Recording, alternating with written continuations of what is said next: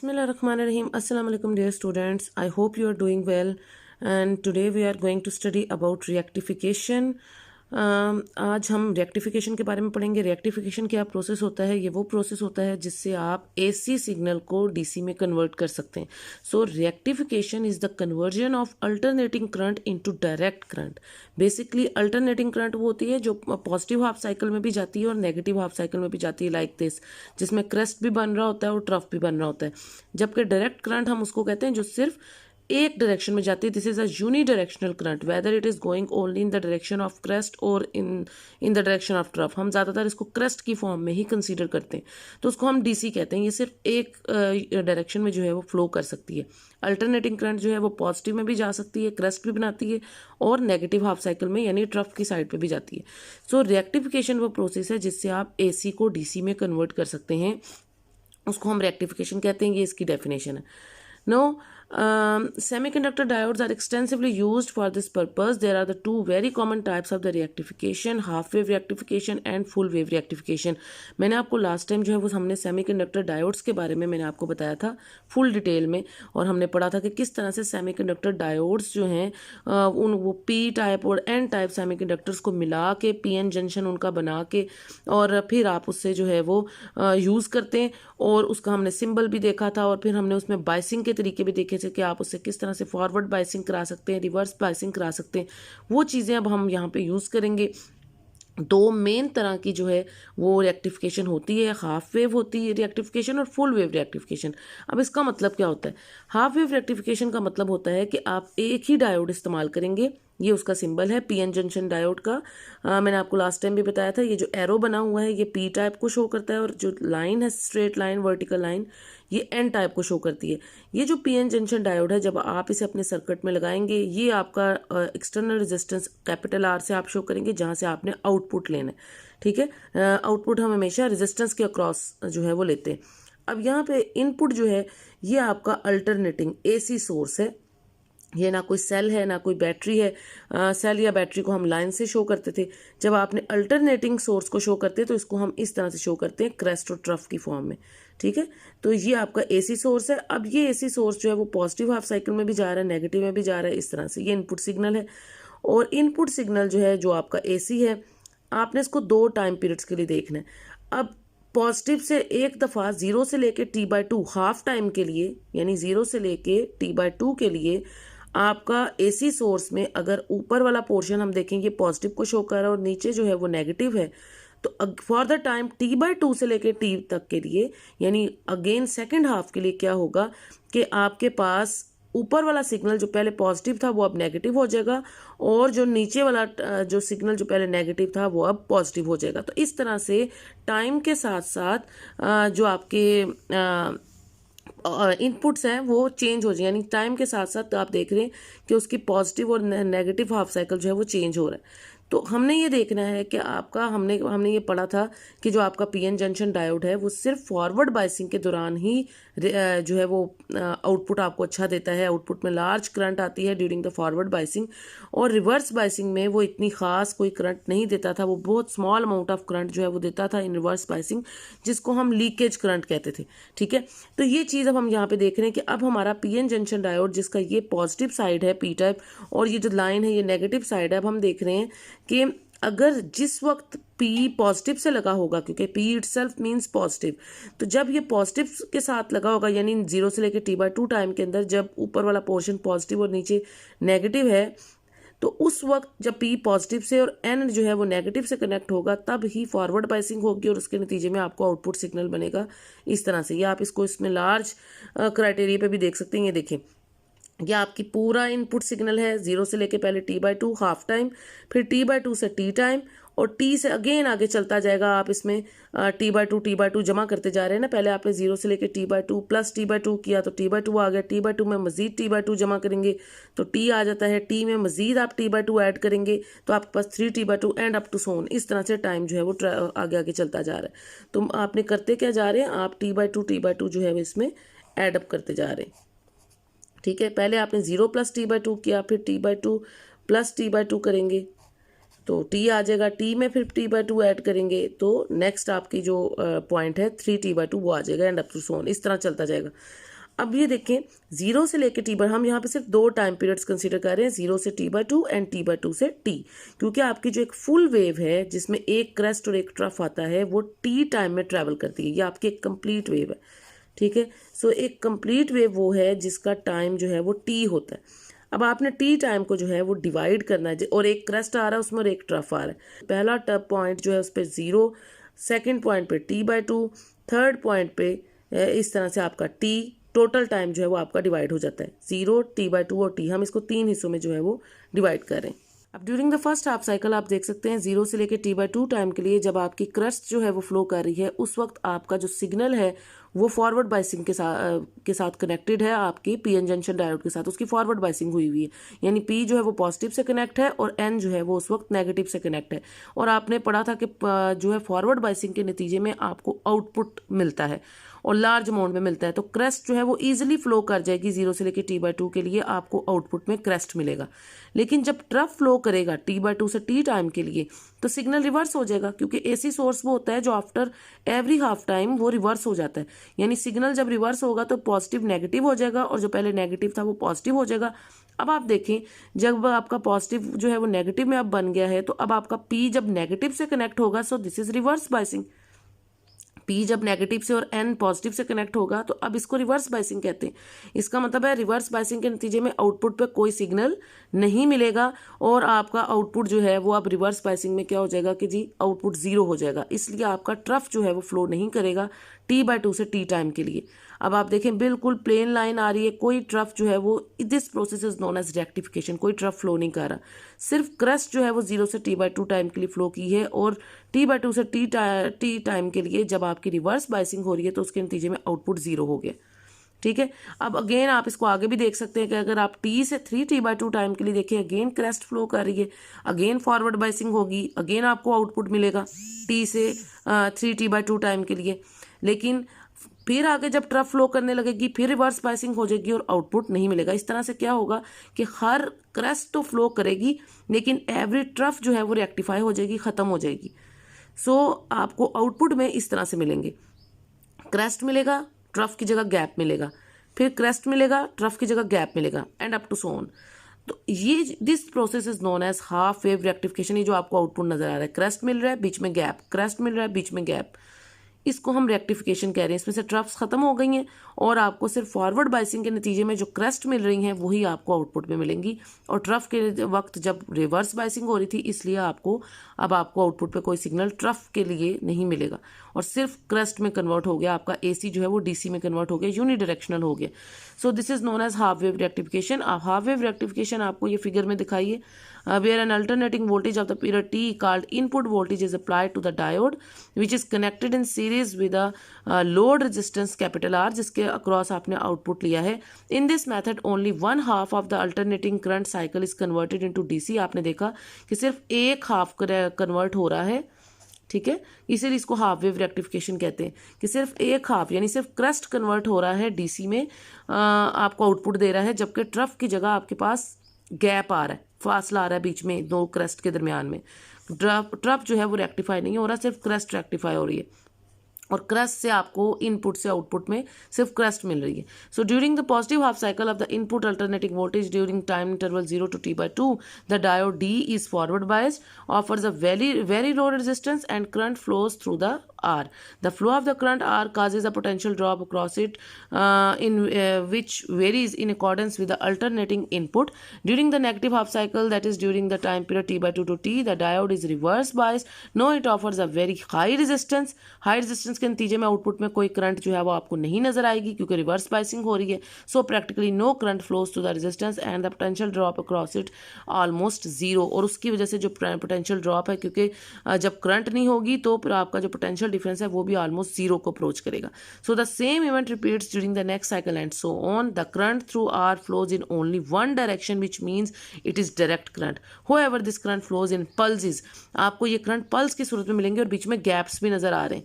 So the voltage which appears across the load resistance R is known as output voltage। ये जो अब आपको output voltage यहाँ पे जो सिग्नल मिल रहा है ये आपकी आउटपुट वोल्टेज है, ये आपकी इनपुट वोल्टेज थी, इनपुट सिग्नल, ये इनपुट वोल्टेज थी जिसमें क्रस्ट भी था, ट्रफ भी था। रिएक्टिफिकेशन के बाद चूंकि हाफ वेव रिएक्टिफिकेशन हुई है, सिर्फ आधी आधी वेव्स आपको मिली हैं और ट्रफ वाले पोर्शंस कैंसिल हो गए, तो आउटपुट वोल्टेज आपको इस तरह से पल्सेस की सूरत में मिलेगी।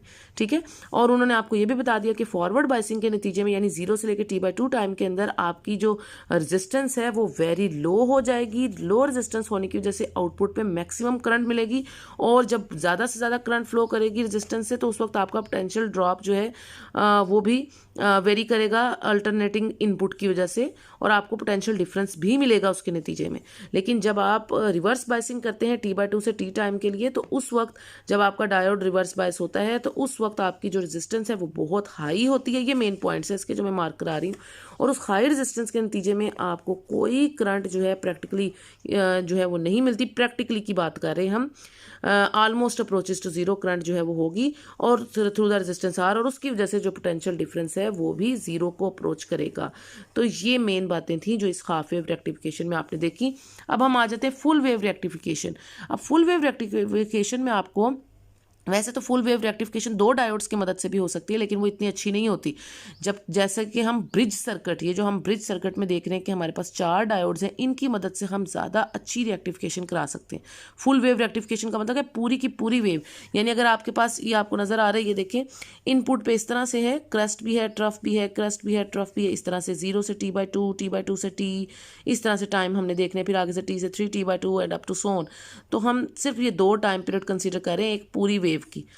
एक पूरी वेव मैंने आपको पहले भी बताया है कि T टाइम में ट्रेवल करती है, जिसमें एक क्रस्ट और एक ट्रफ होता है। अब आप ये देखें कि अब इसका ट्रफ भी ज़ाया नहीं जा रहा, इसका ट्रफ भी क्या बन गया है, क्रस्ट बन रहा है। तो ये हमें सिग्निफिकेंस है इस ब्रिज सर्किट का, यानी अगर हम 4 डायोड्स यूज़ कर दें एक डायोड की बजाय, तो हाफ वेव की बजाय फुल वेव रेक्टिफिकेशन हो जाएगी, और हमारा जो ट्रफ का पोर्शन है वो भी ज़ाया नहीं जाएगा, वो भी हमें क्रस्ट की सूरत में मिल जाएगा आउटपुट में बाहर। क्योंकि एट द एंड आपको एसी को डीसी में कन्वर्ट करना है और यूनिडायरेक्शनल करंट चाहिए, तो जो ट्रफ है उसको भी क्रस्ट बनना पड़ेगा, और फिर हमें आउटपुट जो है वो मिलेगा और इन अ यूनिडायरेक्शनल डीसी फॉर्म।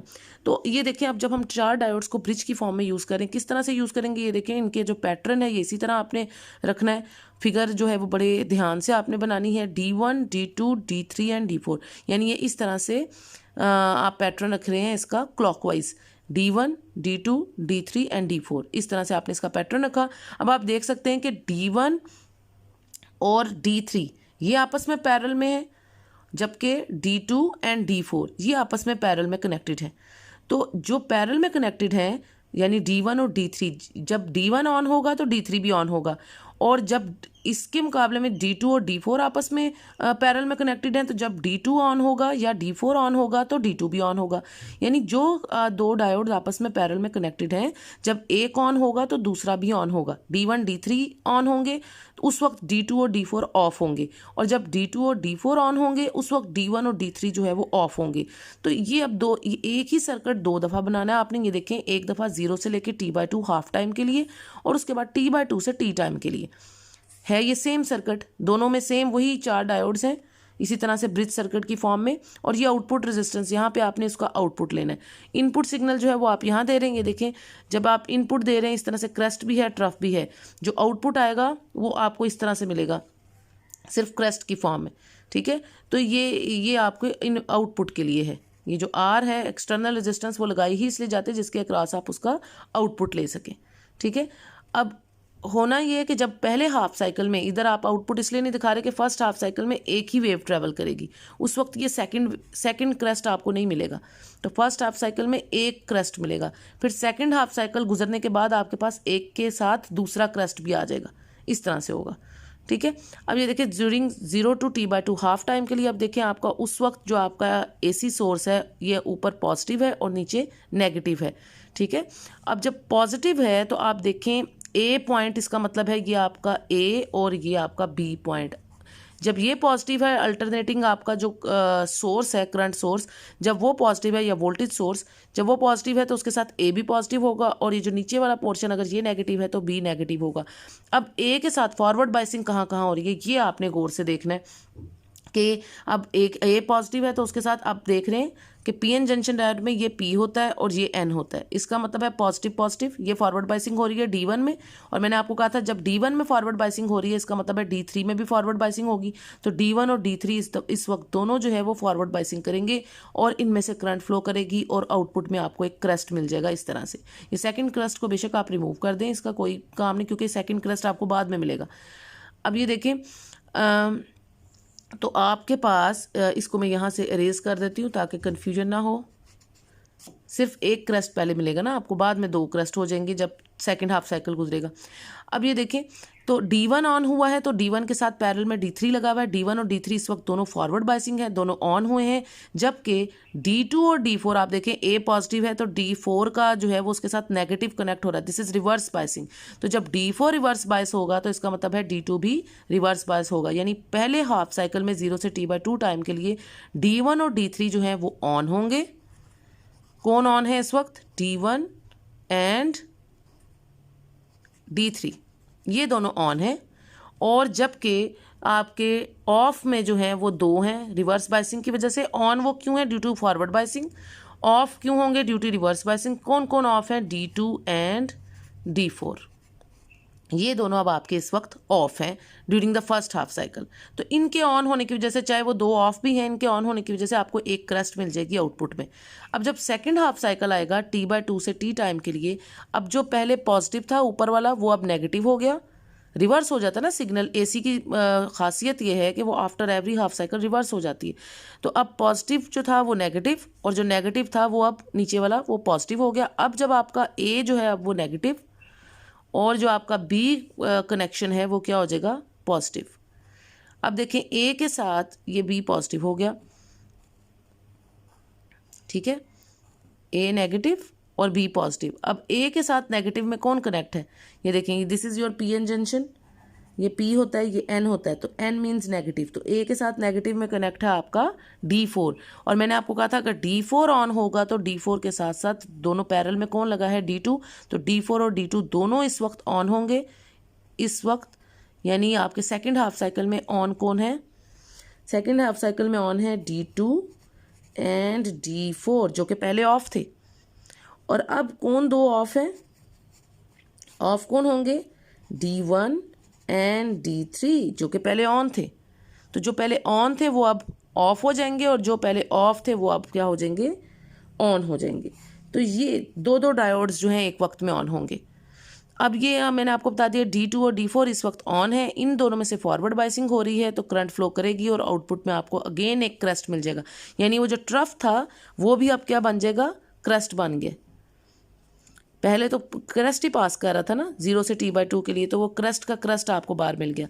लेकिन जब T/2 से T टाइम आएगा तो वो जो आपका ट्रफ गुजर रहा था T/2 से T टाइम के लिए, वो ट्रफ भी अब क्या बन गया है? This also becomes a crust. और इस तरह से आपको आउटपुट में बगैर किसी गैप्स के, यानी वो ट्रफ का जो गैप आता होता था हाफ वेव रेक्टिफिकेशन में, जिसकी वजह से आपको मसला होता था, जर्क्स आते थे सर्किट में, ऑन ऑफ होता था, वो नहीं होगा। और अब आपको एक कंटिन्यूस DC करंट जो है वो मिलेगी। और क्योंकि क्रस्ट भी अब ट्रफ बन गया तो अब आपको लगातार एक DC का आउटपुट जो है वो मिलेगा।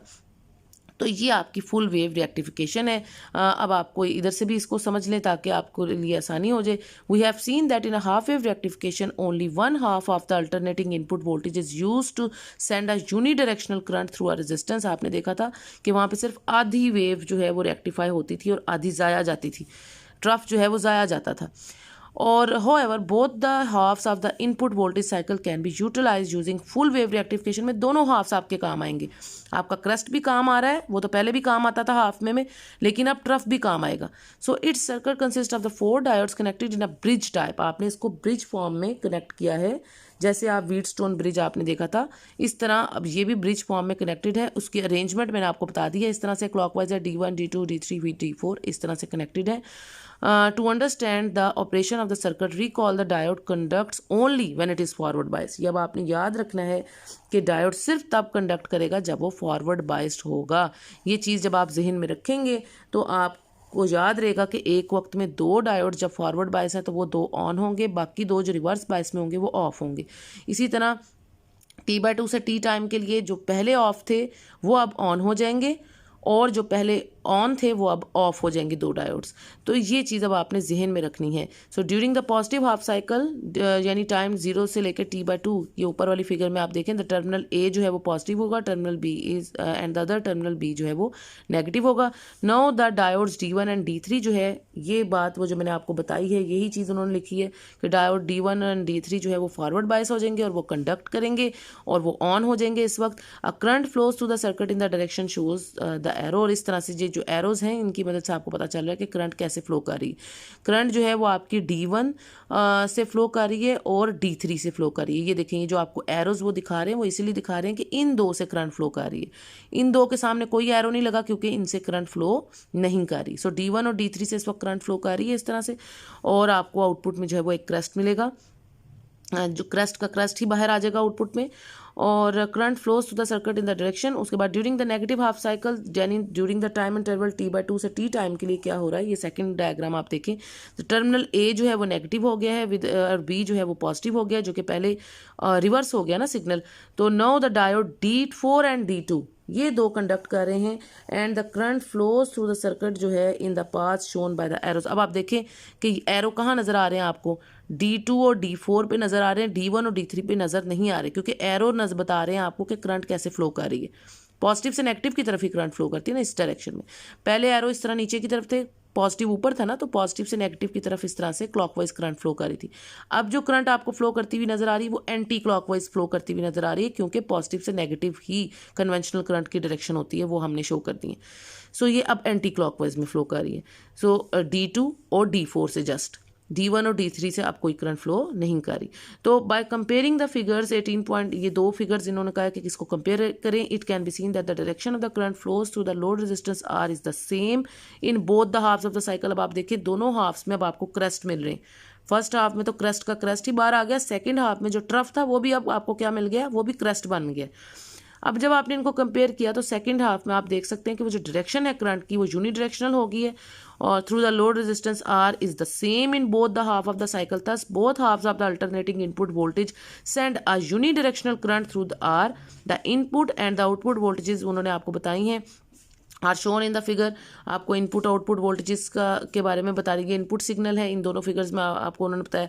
और आगे फिगर नंबर ये वाली, ये जो ग्राफिकल पिक्चर है इसकी, ये तो सर्किट डायग्राम्स है ना, सर्किट डायग्राम्स के आगे ये ग्राफिकल आउटपुट उन्होंने कहा कि आपको दिखाया गया है कि किस तरह ये इनपुट है, ऊपर वाली इनपुट वोल्टेज है और नीचे वाली जो है वो आपको आउटपुट वोल्टेज जो है वो शो करके दिखा रहे हैं। However the output voltage is not smooth but pulsating. आप देख रहे हैं कि आउटपुट वोल्टेज पल्सेट कर रही है, स्मूथ नहीं है। It can be made smooth by using a circuit known as filter. आप इसको फिल्टर में से पास करा के, ये चीज़ें MCQs में वो पूछ लेते हैं छोटी बातें, कि आप इसको किस तरह से पल्सेटिंग आउटपुट को आप किस तरह से स्मूथ बना सकते हैं by passing through a filter. आप उसे एक सर्किट से पास कराएं, उस सर्किट का नाम होता है फिल्टर। जब आप उसे फिल्टर से पास कराएंगे तो आपका पल्सेटिंग आउटपुट जो है वो एक स्मूथ आउटपुट में कन्वर्ट हो जाएगा। तो ये सारी बातें थी हाफ रेक्टिफिकेशन की, कितनी टाइप्स होती हैं रेक्टिफिकेशन की, हाफ वेव और फुल वेव रेक्टिफिकेशन में क्या डिफरेंस होता है, और डायोड्स जो है उनका इस्तेमाल हम इसमें कैसे कर सकते हैं, फॉरवर्ड बाइसिंग और रिवर्स बाइसिंग के नतीजे में क्या होता है, ये सारी बातें आज हमने डिस्कस की हैं। आई होप आपने इसको अच्छे से अंडरस्टैंड कर लिया होगा। फिर भी अगर आपको यहाँ इसमें कोई परेशानी हो, कोई बात समझ में ना आ रही हो, तो आप मुझे कमेंट कर सकते हैं कमेंट सेक्शन में। और अगर आपको वाकई मेरा लेक्चर पसंद आया तो आप you can hit the like icon also, आप लाइक आइकन को प्रेस कर सकते हैं और आप इस लेक्चर को आगे शेयर करें ज़्यादा से ज़्यादा लोगों को, ताकि सब लोग इससे फ़ायदा उठाएं। और फिर भी आपने कोई और लेक्चर आपको कोई समझ में नहीं आई और किसी और के बारे में कोई क्वेश्चंस हैं तो वो भी आप, you are open to ask any question in the comment section.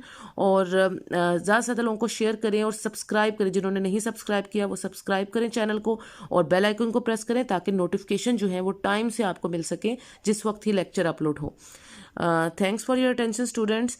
Until the next lecture अपना बहुत सा ख्याल रखें, दुआओं में याद रखें। टेक केयर, अल्लाह हाफिज़।